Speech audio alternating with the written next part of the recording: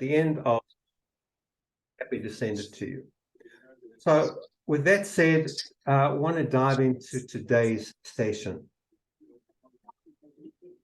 This is, when you look at these key insights and actions, there's a lot that you're going to get if you really invest in today. So is this a magic bullet cure-all? Absolutely not. However, if you stay with me and you work with me today, you'll find out why you get stressed. You'll understand what you need to do to improve your personal relationships. And not just your personal relationships, but your, Nicole, when we were last there, about when. Can I get you guys just to put yourselves on mute, please?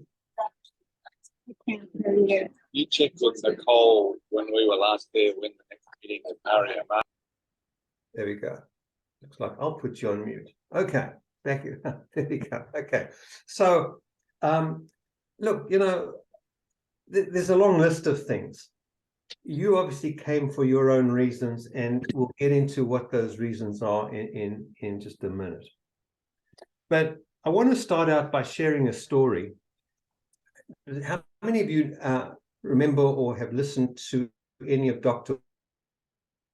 Wayne Dyer's material? Any of your hands? Okay. So Wayne Dyer was I used to love going to see him, and he would always, somewhere in his presentation, he'd hold up an orange.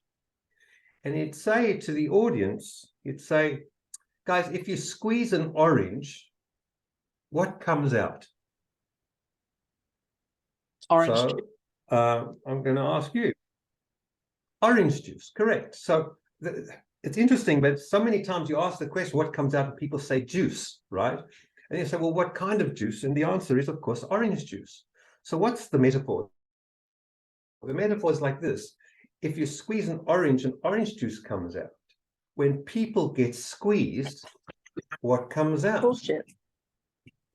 So let's just go back to the orange. If orange juice comes out, the question is why? Why does orange juice come out of the orange?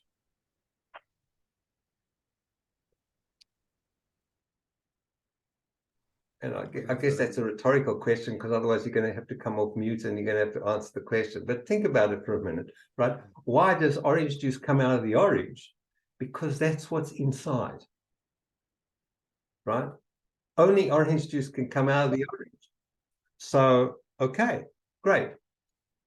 When we get squeezed externally, emotionally, from circumstances or people, what is going to come out? The only thing that come out is essentially what's inside. And that's what we want to address today. What's really going on inside, and how do we actually resolve that? So if you look here at the list here, and I'm just going to move myself over. I might make myself a bit smaller. I don't need to be that big. Okay, so these are our what we call our core 24 beliefs, or the things that we bullshit ourselves with, right?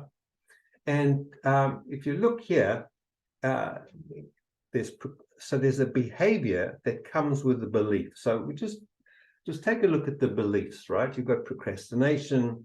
That's a behavior that you do. You do people pleasing. You distract yourself with social media or something else. You avoid conflict. You overreact to criticism. Maybe you act impulsively. You've got a whole perfectionism thing going on. You always need to know more. You overwork. Neglect your own self-care. You have difficulty in relationships. Maybe you overindulge in substance abuse. Then there are others, right? So then there's chronic pessimism. So passive aggressive behavior, codependency, imposter syndrome, emotional outbursts, jealousy, envy, fear of intimacy, compulsive lying, victim mentality, fear of vulnerability, and who am I to ask for more? So I want you just to take a look at this list and just go through the list real quickly and just write down the number that you feel best reflects some of your own personal dysfunction behaviors.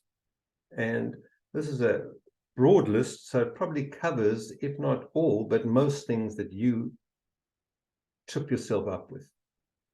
So just have a look and just take a look at this list and just make a note of the number. What is the number? Are you a people pleaser? Do you find yourself saying yes when you really wanted to say no? Do you overwork because you feel like you're just not good enough, so therefore you constantly have to do more? Do you tend to overindulge in substances, drink too much, smoke too much? Okay. Do you struggle with, I'm just never feel good enough?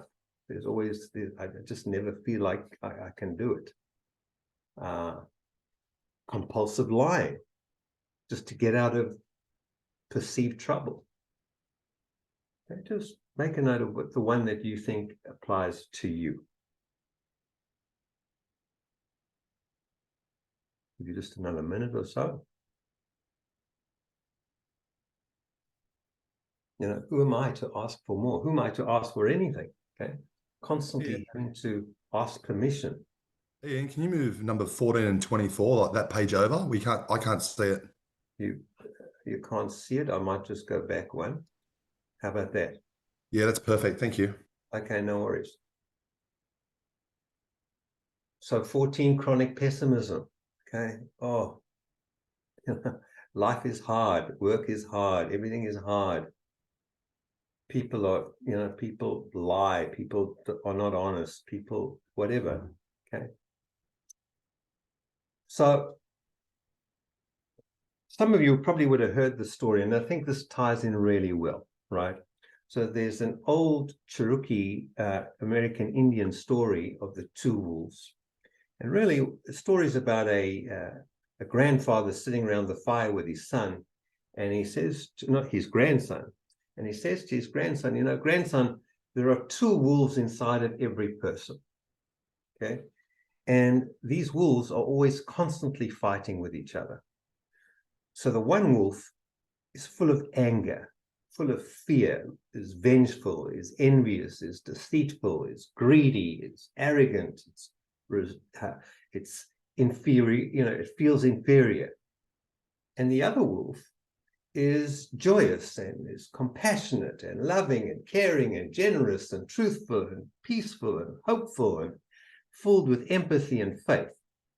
And the question for you is, which one, if there's two wolves having a fight, which one will win? And that's the question we ask, is which wolf will win? And the story goes, the answer goes that the wolf that wins is the one you feed. So just think about that for a moment.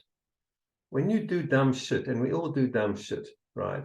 Or when we find ourselves really, really squeezed and we're being pulled apart and we're stressed, we have to think, what have I been feeding myself to end up this way?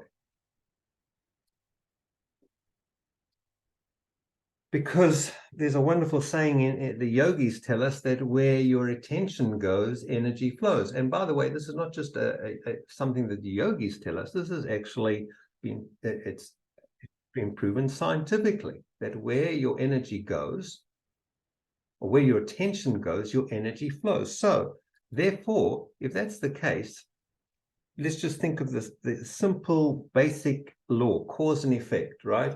For every effect, there must be a cause. Stands to reason. Great. So if this is your cause, what's the effect? It could be like you're playing soccer with a ping pong ball. Imagine that. Imagine trying to play soccer with a ping pong ball. How effective are you going to be? Okay.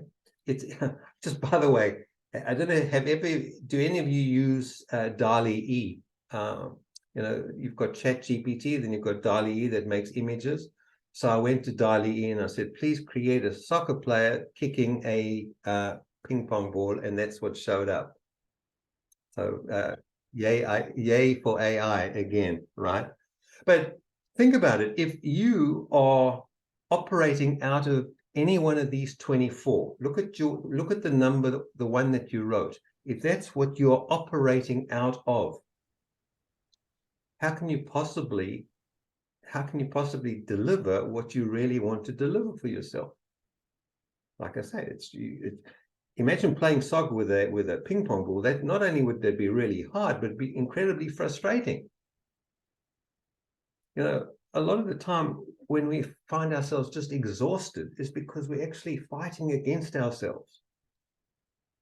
So I want you, and this is where you guys can do some work now. I want you just to write in the chat box, what are you hoping to get from today's session, right? Because I know what I'm hoping for, but what do you just write? What do you want to get out of today's session? What's going to make today's session worthwhile for you?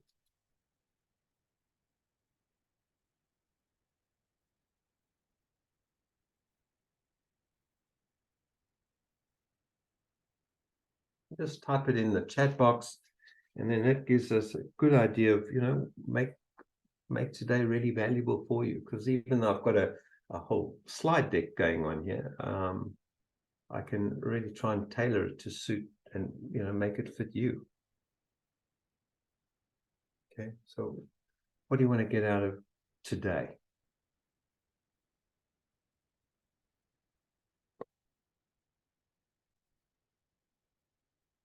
And remember, we all get squeezed by something. Something is adding pressure to us, and then what comes out? What comes out is not your natural self. What comes out is what you've built up inside of you.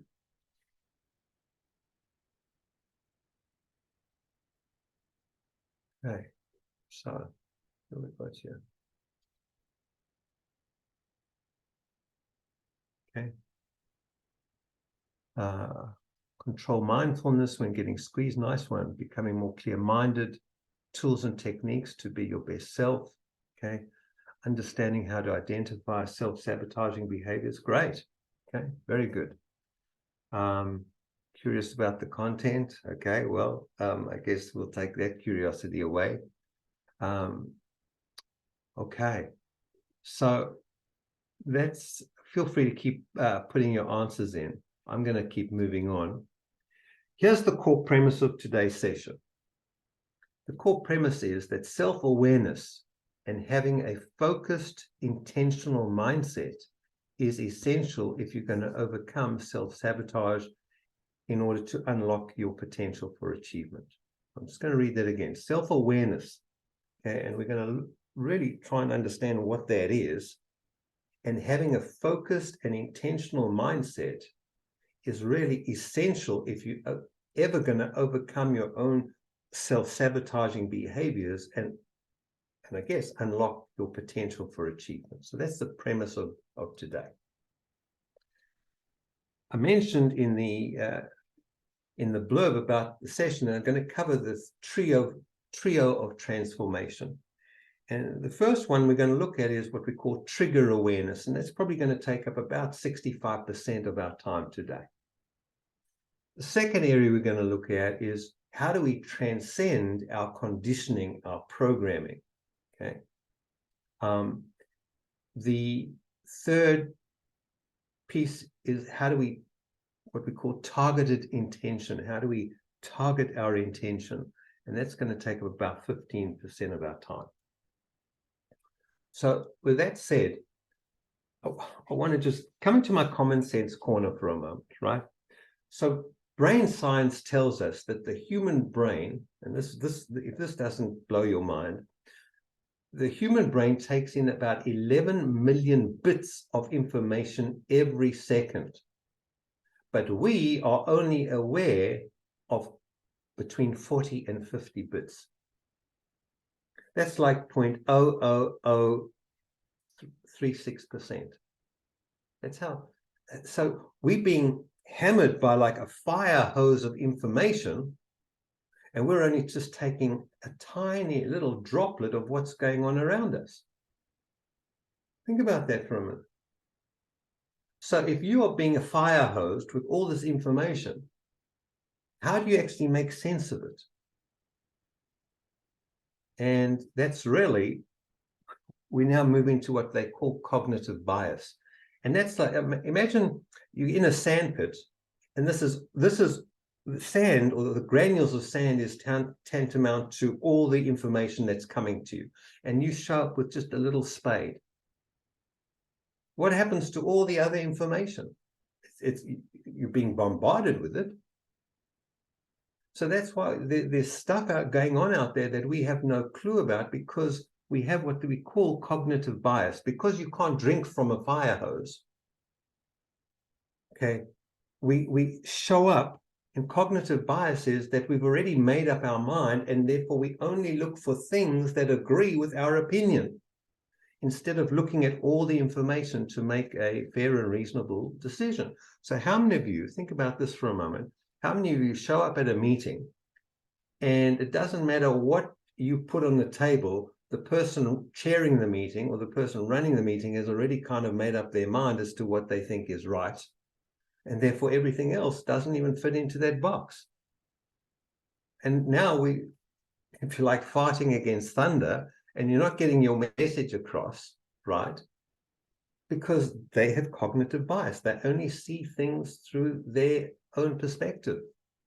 And you see this going on in the world today with all the troubles going on in the world, the wars here, the wars there, our politicians, American politicians, everyone's just coming from their own point of view. And very few people are open to listening to what else is going on out there. In fact, what happens is the only way we deal with this, we go into autopilot. So you're getting hammered with all this information, we go into autopilot. So let me give you an idea here. When you learn to drive, or learned anything, okay, when we learn to walk, what we do is our brain is incredibly lazy, and what it wants to do is quickly delegate as much of our thinking to our subconscious mind as possible. So now we don't have to think about walking. We don't have to think about how to brush our teeth. We don't have to think about riding a bicycle. There's so many things we don't have to think about, because we've delegated all to the unconscious mind. Because remember, we can only focus on a very tiny percentage of what's coming at us. So all the rest is on autopilot. So how many of you have ever driven to work, and then you get to work and you think, holy cow, how did I get here? I don't even remember I remember getting my car, but I don't remember how I got here. Now, here's an interesting point, right? What do you do when you come to a red light? Well, you stop. Do you even think about it? Really? You just automatically stop. And what do you do when you come to a green light? Well, we just keep going. Do we even think about that? No. The only time that we think about how we drive is if the light turns yellow. Now we have a decision to make, don't we? Either we're going to hit the gas and keep going, or we're going to stop. Everything else is completely unconscious. We're just operating on autopilot. And this is how we go through our lives. We've delegated all our thinking to our unconscious mind, which is filled with all the garbage that we've already said, all our belief systems and everything else. Our belief, our brains are full of all this garbage, and now we're trying to make decisions from there.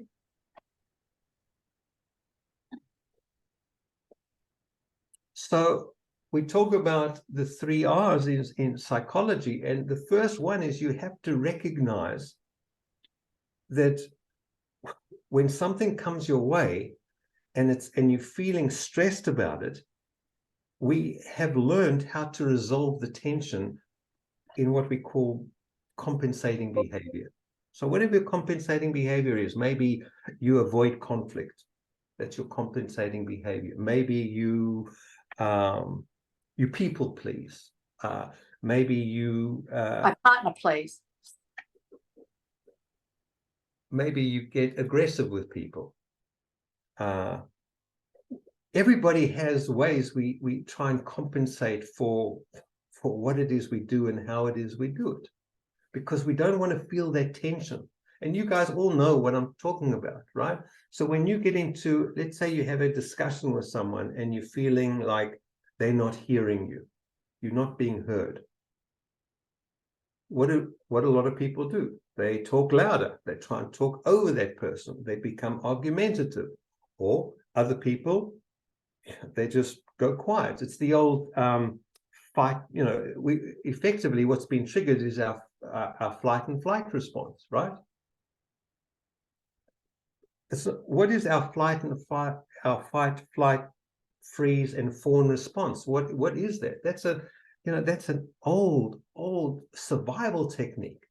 But if we're just in an argument with someone at work, okay, no one's threatening our survival, but it doesn't matter because our programming, those core, one of those or multiple of those core beliefs are now featuring in our right there in that moment, and we don't even recognize it. We now suddenly, and how many, notice this, ever sat in a meeting and somebody gets put on the spot and you watch their body and they get all red around their neck and in their face, but they don't say anything. They zip up and they just go quiet. Are they really in control of themselves? No, they're operating on an unconscious compensating behavior. And so we have to start to recognize that this is how we go through life. Most of our lives, when we get into a tight spot, when we're getting squeezed, we have compensating behaviors, and most of them are dysfunctional. So what we have to learn is how to reframe those. How do we reframe them? How do we so give me an example of a reframe. And by the way, I've got a note here. If any of you are interested, I created a 20-minute video of process for how to reframe. Just let me know, email me, and I'm happy to send you the link of that video. But I want to give you an example of a reframe. Let's just say you've got a very important meeting. Okay, let's say it's a job interview, right? You've got a job interview and you really wanted this job. And you hop on a train and you've given yourself plenty of time, and then the train, you hear over the announcement that the train has been cancelled and you're now going to be half an hour late for the meeting. What happens to you? We start getting stressed. What am I going to do? This is really important. I'm going to miss my meeting. And by the way, it doesn't matter whether it's a job interview or a sales call or a meeting with your boss or whatever. We start to get stressed because now life isn't going quite the way we wanted it to go, right? So how do we actually reframe that?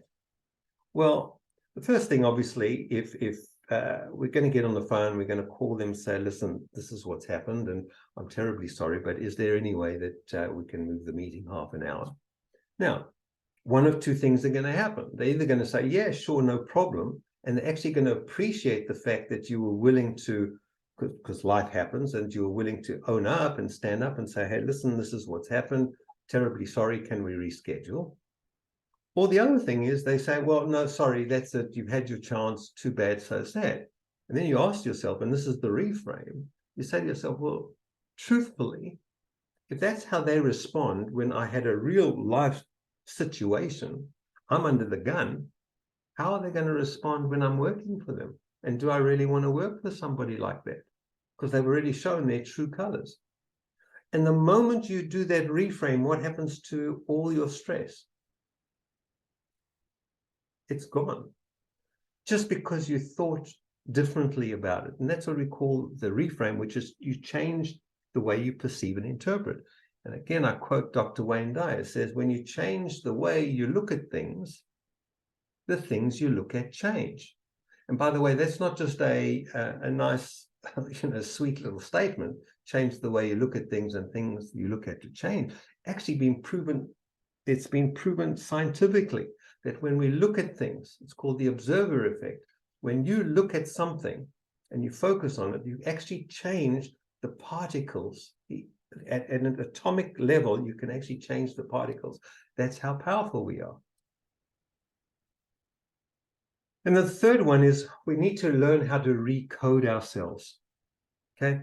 Because we've been coded habitually, and I'm going to look at that now, but we need to learn how to unwind that, because we don't have to be a victim of our own brains.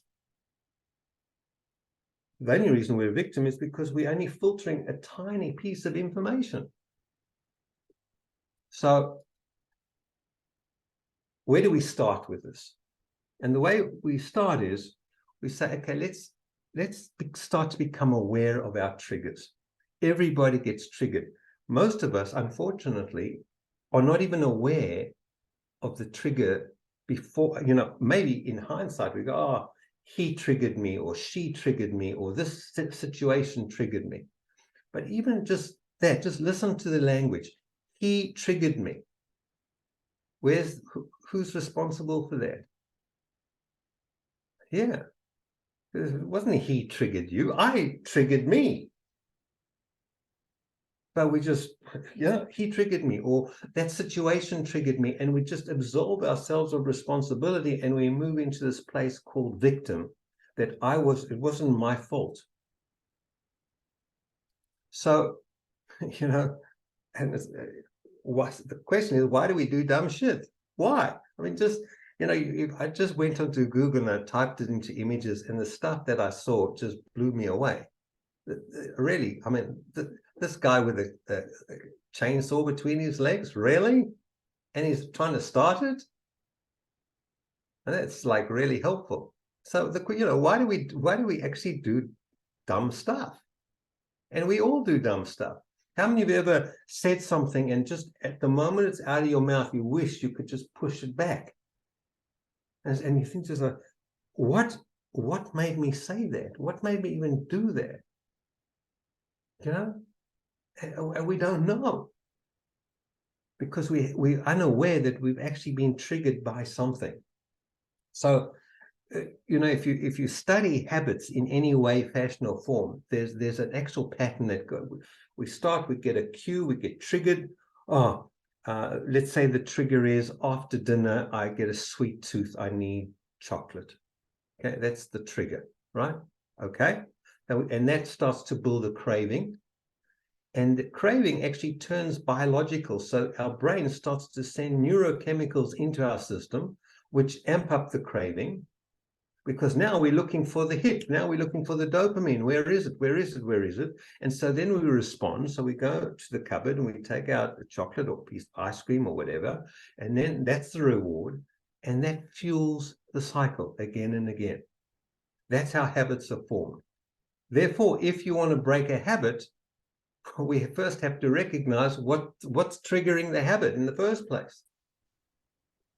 And this is no different of the way that we operate as just ourselves, right? We get triggered, and then there's a tension.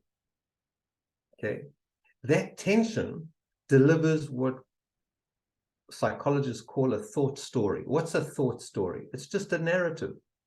Okay, he always does this to me. And he always says mean things. He's always a bully. There's a story going on in your head about that particular person. That's just a story, because there was a tension there. And I'm just going to move myself over. From the thought story, there's a feeling. We get charged. We get a feeling. So many people I speak to hate their job. I can't stand my job. Sunday night is the worst it's the worst day of the week. They start thinking about, tomorrow. I've got to go. I listen to the language. I've got to go to work tomorrow. Really? Someone put a gun to your head, so you've got to go to work? No. You're choosing to go to work. You get to go to work. How many people on this planet don't have that option? But setting that aside, we've got a thought story going on in our head, which creates an emotion, that from that emotion creates a behavior, which gets a result, and round the mulberry bush we go. And this is all that's happening. is our thought patterns, our habit patterns, our behavior patterns are purely habitual. And we are totally unaware of it. They're just running amok, doing whatever they want to do, living the way they want to live, and we got no control. And we wonder why our lives sometimes suck. We wonder why we do dumb shit. We wonder why we behave the way we behave sometimes. And by the way, age has nothing to do with this, right? I mean, I recently pulled a number and I think to myself, goodness gracious, Seagull, you teach this stuff and you still make fuck-ups like this. Really? Because the stuff is so ingrained, and unless you have an awareness of it, you get yourself into trouble. So basically, there are three core things that stress us out. We get stressed out because of our health. Okay, we get stressed out because of relationships, and we get stressed out because of money. And if you think of anything that whenever you get stressed, it's probably got to do with one of these three. If your boss stresses you out, it's either relationships or it's the fact that he holds the purse strings to your rice bowl. Okay, and so if he or she is unhappy with you, or get this, how many of you ever got an email or a phone message from the boss saying, I need to see you, or we need to speak? When you get that email, that message, what immediately goes off in your head? You go, oh, shit, what have I done? Well, what's going on? Okay. And now we've got a thought story going on. And it's, oh, and then we get into the meeting and say, I wanted to say, what a great month we had last month. Thank you so much for all your effort. And you go, what the fuck was that all about? Right? And we do this to ourselves constantly. We run these thought loops, these habitual thought stories. I'm going to get into trouble. Really? Where does that thought story come from? I'm going to get into trouble. Yeah, well, I mean, so I'll share a story with you, right? I'm 5 years old. I go with my mother and my grandmother and my sisters. We go. I was living in South Africa. We go on a picnic. We go to this monument. It's called the Voortrekker Monument. It's where the Boer in South Africa, the Boers went and they fought all their battles, and this was the monument. And they had beautiful gardens. And we're having a picnic in the garden, and they have in the garden with these magnificent magnolia trees. And as a 5-year-old, I go and I pick a magnolia and I go and bring it to my mother as a gift tell her how much I love her. I went and picked the flower. Well, I was expecting to go, oh, darling, that's wonderful. Instead, she just went off her rocker. How dare you pick flowers? This is not yours to pick. She just went on and on and on, right? What do you think that story, and by the way, the rest of the afternoon I went and sat and sulked and ruminated and made up all these stories and meanings and what have you. What do you think that incident that happened to me 60 years ago, how do you think that impacts my life even today if I don't actually recognize that that's come up? If I do this, she won't love me. Or I might get into trouble. So my wife calls me from the bathroom this morning and I'm listening and I go, oh shit, what have I done? At my age? And we are seriously in love? And she turned out and I'm thinking, oh, I must have done something wrong. Really? That's how deep this stuff goes, right? So we talk about relationships, we talk about money, we talk about our health. 2 years ago, I bust my hip and I wasn't able, literally the way things worked 3 weeks before, my wife redid our health insurance and she says, we don't need hip replacement. We're old enough. Young enough. We don't need. I bust my hip, so we didn't have insurance. So, okay, what are you going to do? We could either pay the surgeon, who, by the way, they just called it replacing the tire. That's what they think. Oh, we just replaced the tire, right? $40,000 later, or take your chances and wait a year, and then you get your insurance. And in the meantime, maybe you can heal yourself. I said, no, I'm going to heal myself. And literally, mentally, I actually healed my broken hip. But just because of that was the story I was telling myself. I'm not going to buy into this.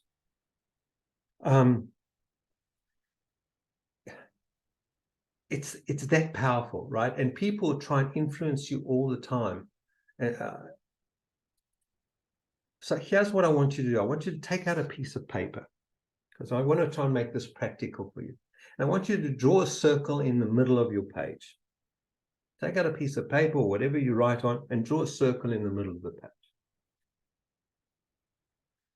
Once you've drawn a circle, I want you to draw 4 boxes. So you'll have a circle in the middle, you've got 4 boxes around. While you're doing that, a story's just come to mind as well. You know, about I don't know, it would have been maybe 7 years ago.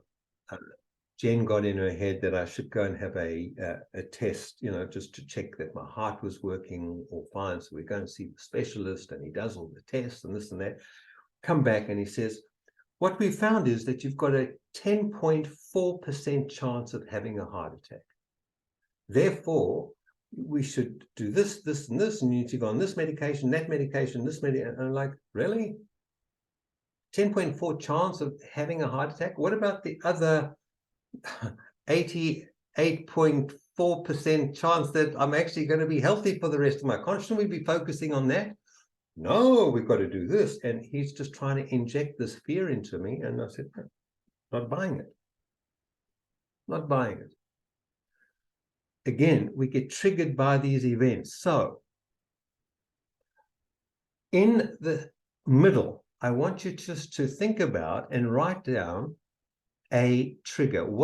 Something that's triggering, that you get triggered by. It's either an event, or it's a person, it's a circumstance, it's a time, it's a location. It might even be something from your history, something that triggers you. Just write it in the middle. Something you know that you get triggered. It's a person that triggers you. And we're not worried about taking responsibility for it at this point. We're just doing, hey, I get triggered.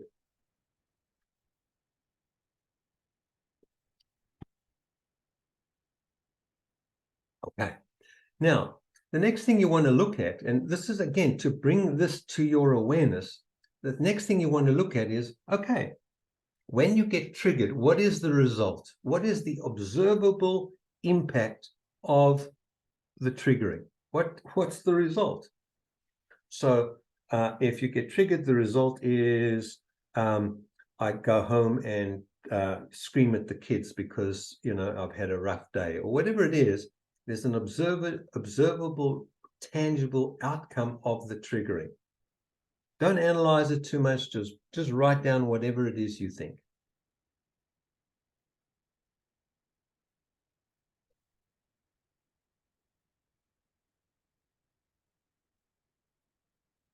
You got triggered? Great. Okay.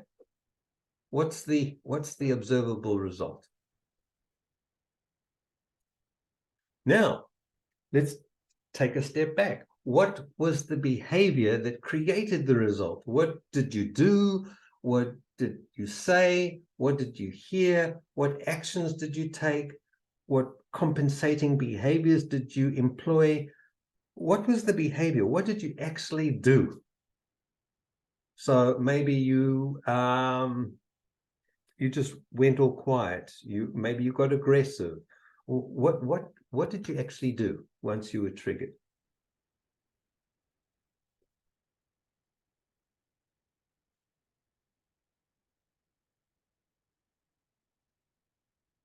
Now, next piece. There are basically 3 core emotions: bad, sad, or mad.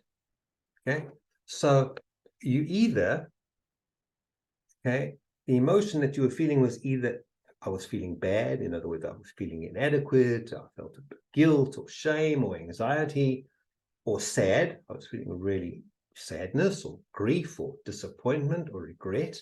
or mad. I was feeling angry, frustrated, irritated, resentful. Okay, what's just, without over analyzing, you don't need a whole emotional scale or anything like that. Just choose. You can just put I felt bad, sad, or mad. That's all. And once you've figured out the emotion, now what was the story you told yourself? If it, if you felt bad, were you worst case scenarioing things, or catastrophizing, or were you being highly self-critical? If you felt sad, are you feeling loss or grief, or was there a sense of hopelessness or regret or self-blame? Okay, and if you felt mad, if you really got pissed off, you got pissed off because of the injustice, or you blame others or the situation, or frustrated, or you resentful, or maybe you felt bullied or harassed or intimidated. What was the thought story going on in your head? And this is really important. So if you think about this now, we get triggered by an event, okay, and the first thing that happens is we either go to emotion or we go to our thought story.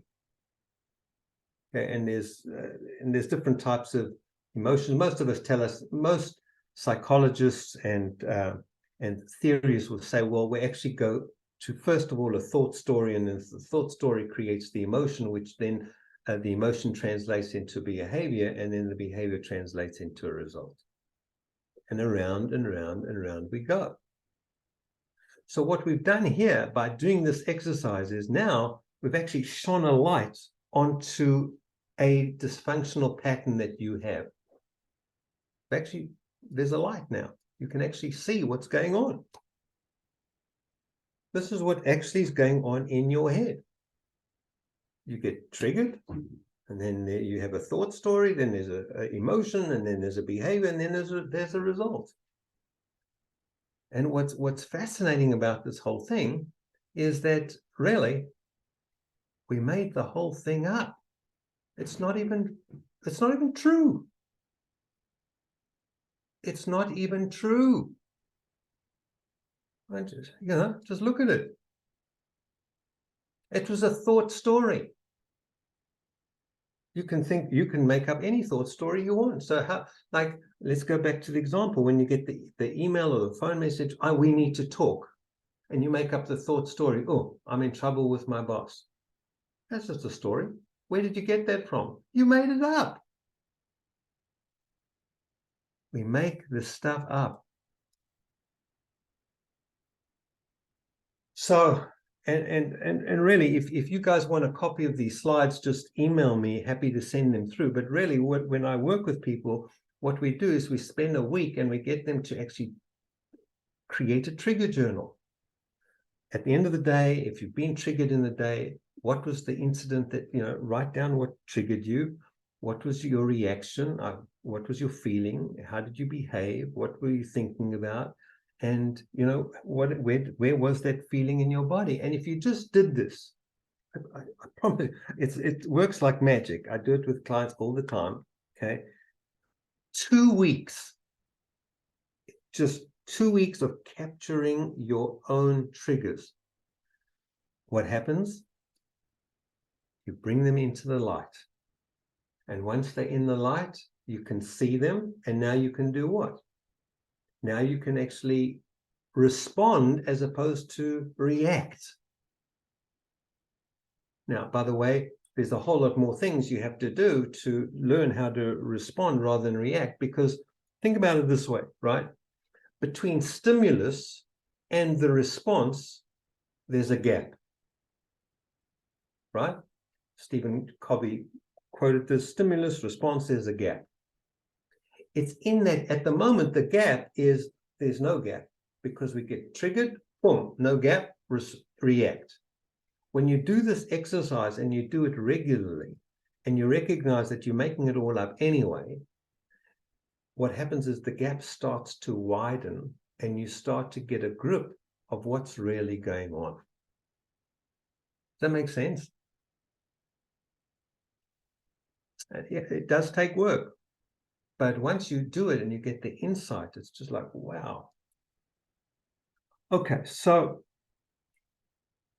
I want to talk to you about how we're going to transcend your conditioning, because a lot of these responses are conditioned into you. So what I mean by that, I did a video which we call the salty cake theory.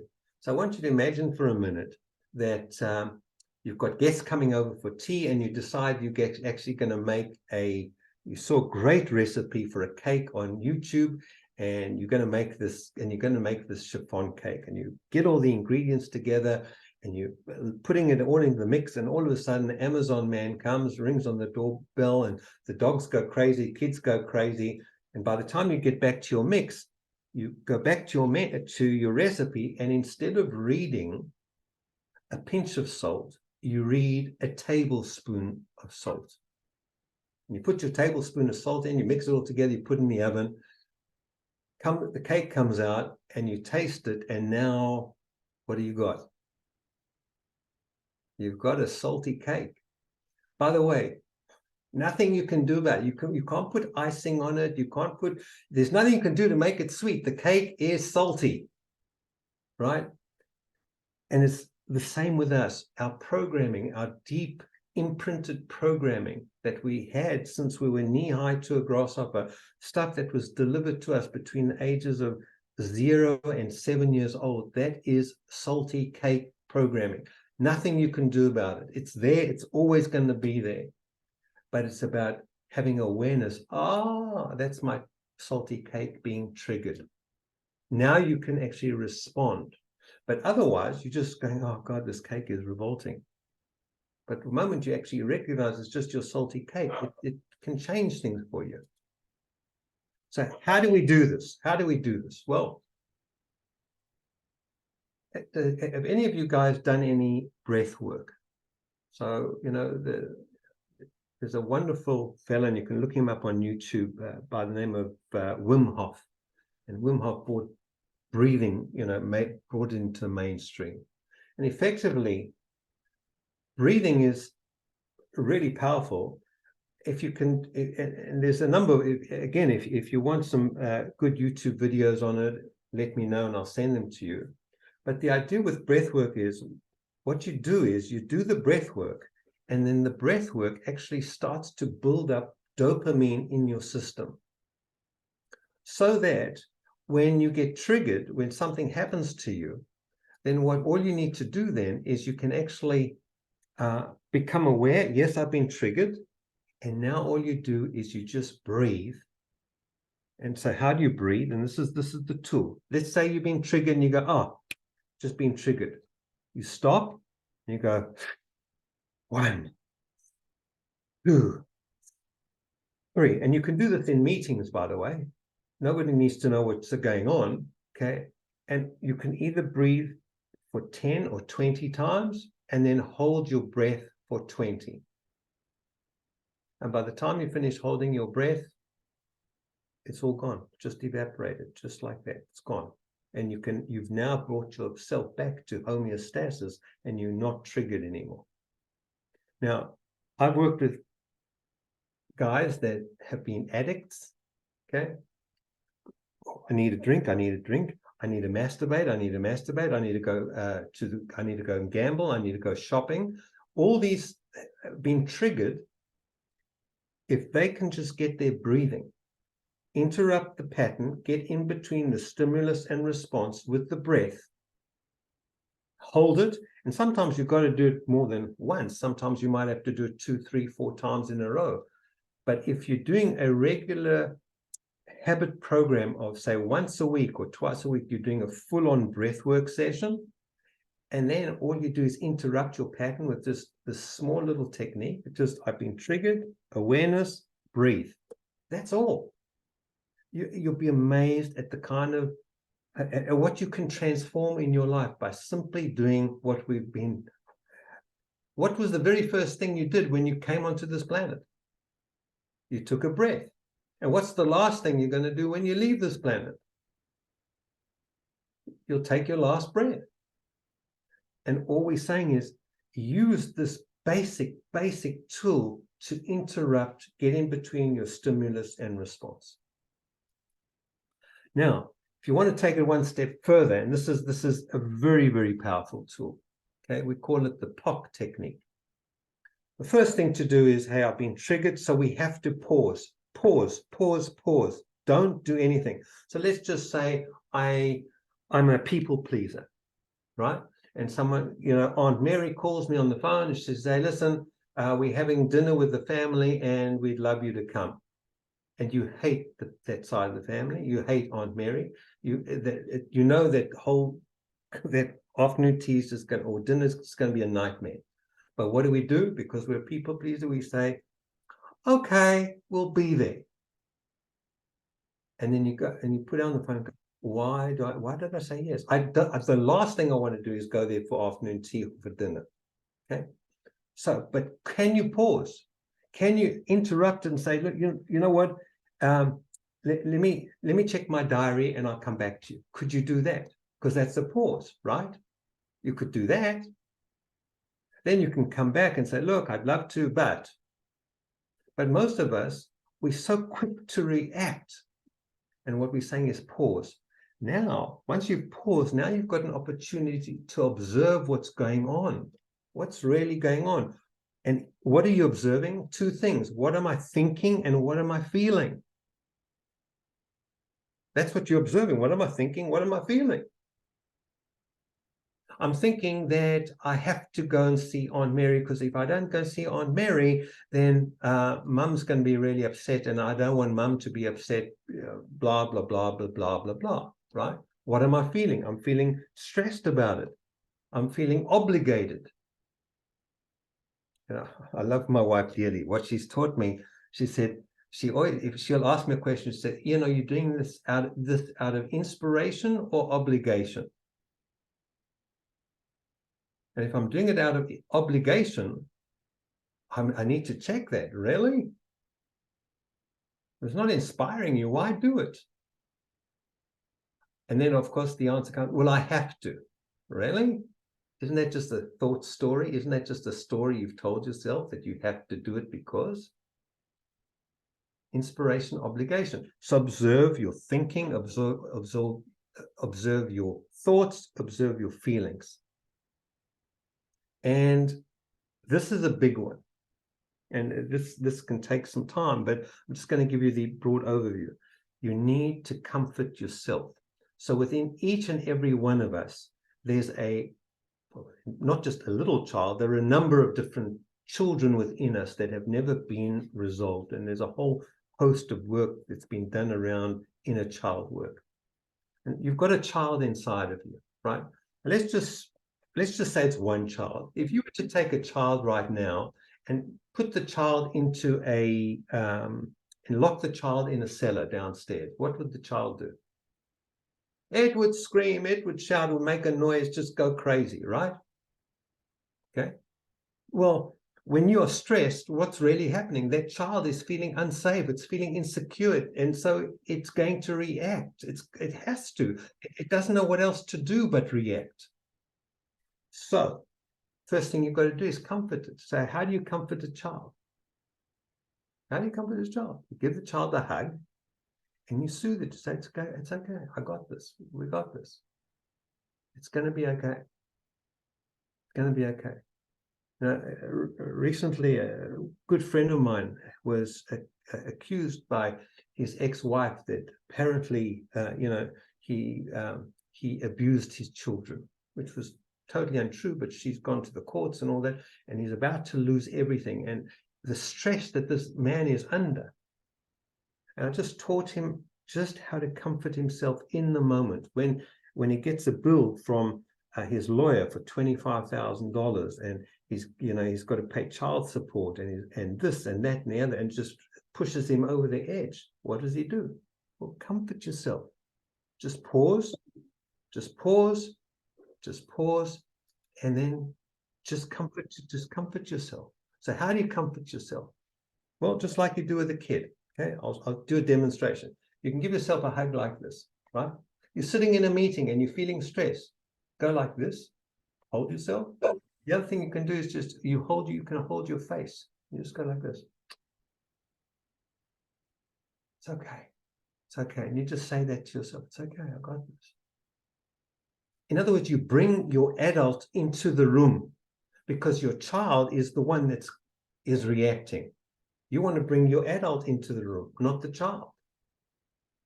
And from that place, now you can choose a response. Do you notice how if you chose a response from that place, it's going to be a completely different response?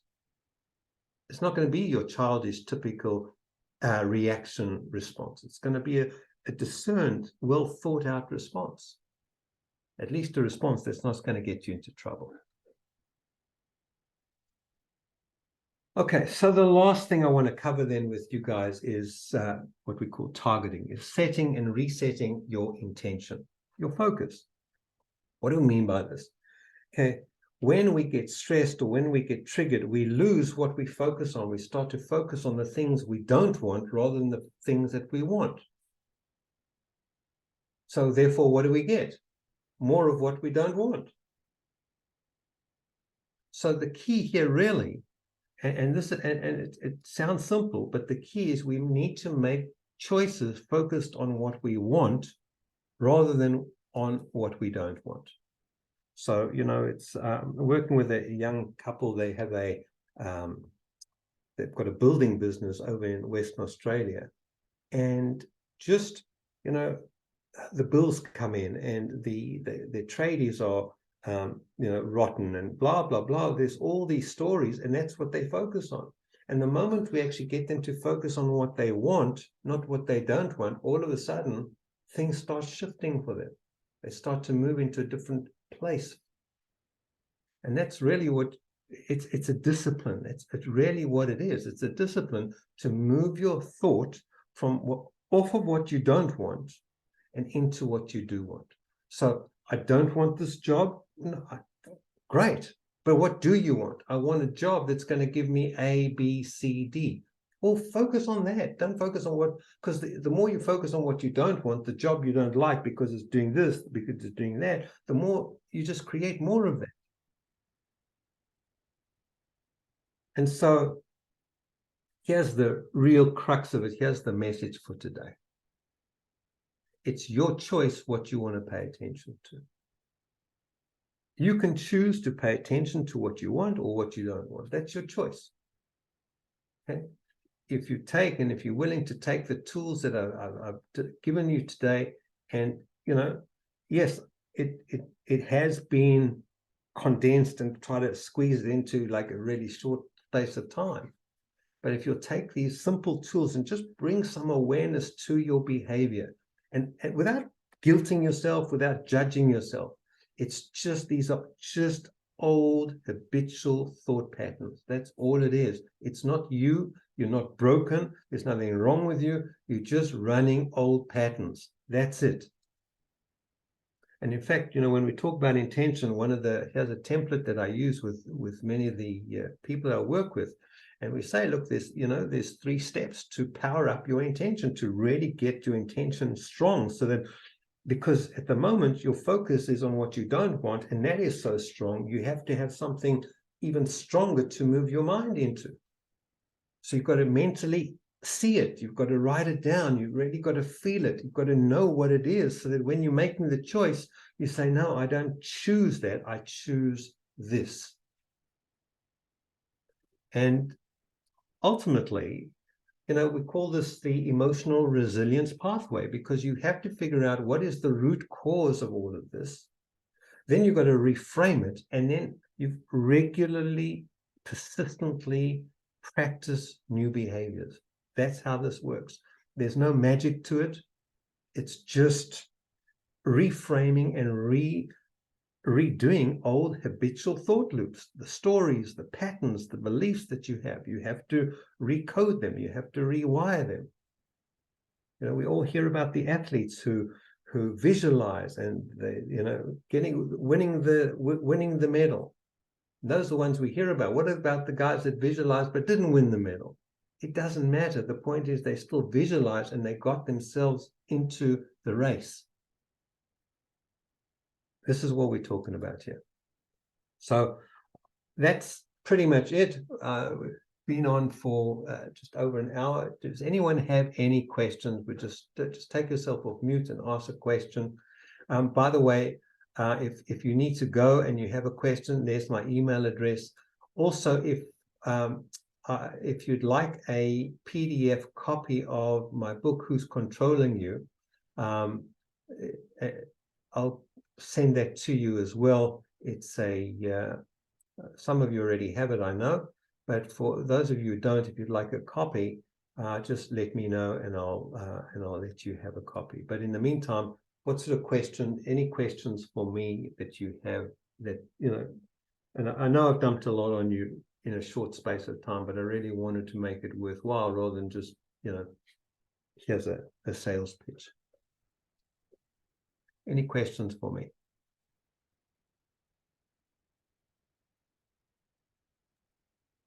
Hey, Ian, it's Penny. Hey, Pen. Hey, I don't have any questions, but I just wanted to say thank you. I really am excited to create a trigger journal. I thought that was really, really great to be able to do that. And looking forward to getting the video shared with me for the breath work, because I think that's also important. There's a few things in here I think that, I can take back and actively start now.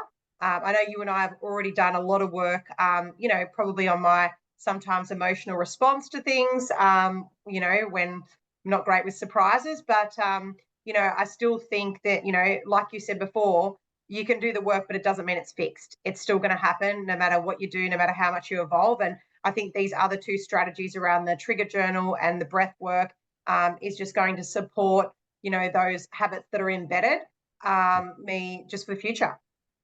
Super. Thanks, Pen. Yeah, and you're right. I mean, the salty cake's a salty cake. It's there, and it doesn't matter. People tell you, oh, no, you just do this. It's baked in. Yeah. The stuff is baked in. It should, but get over it, recognize it so that you can work with it. So great. That's really good. Thanks, Pen. Anybody else?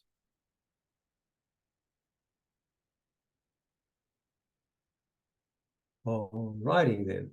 Well, if that's the case, then look, you've got my email address. Feel free to email me if you want to find out more about how I work and what I do, and email me. We'll hop on a Zoom. We can have a chat. At the very least, if I can't help you directly, I'll be able to point you in the right direction of things you might need. So with that in mind, I'm going to exit out of here.